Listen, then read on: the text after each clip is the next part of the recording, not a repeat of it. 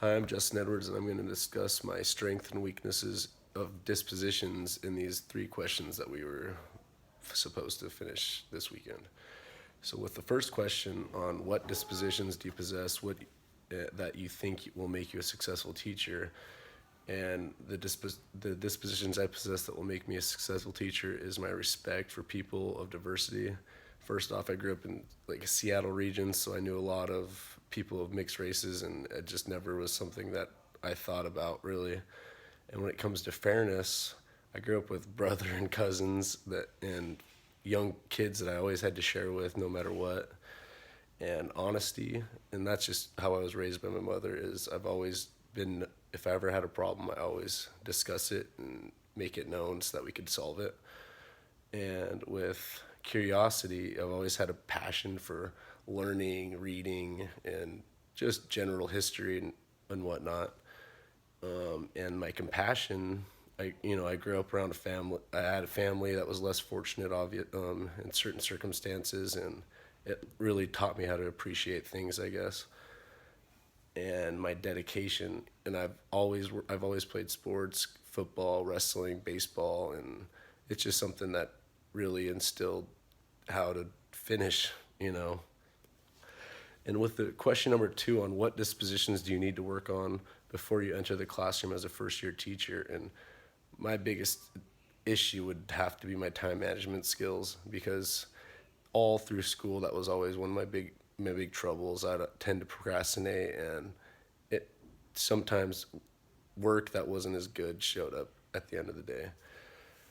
And with question number three on what qualities should professional educators display, I believe I have I they should all have high integrity in the workplace, because you have to make sure these kids are getting their work done in the right way and they're not trying to cheat, and you got to show them that they can't be your friend and just expect to get past. At the end of the day, they have to work.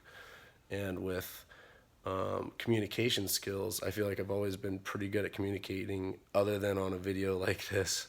But like I tend to do pretty good at talking face to face and getting the point across and letting them explain things to me. I've always been very good at that. And I've always been driven to succeed.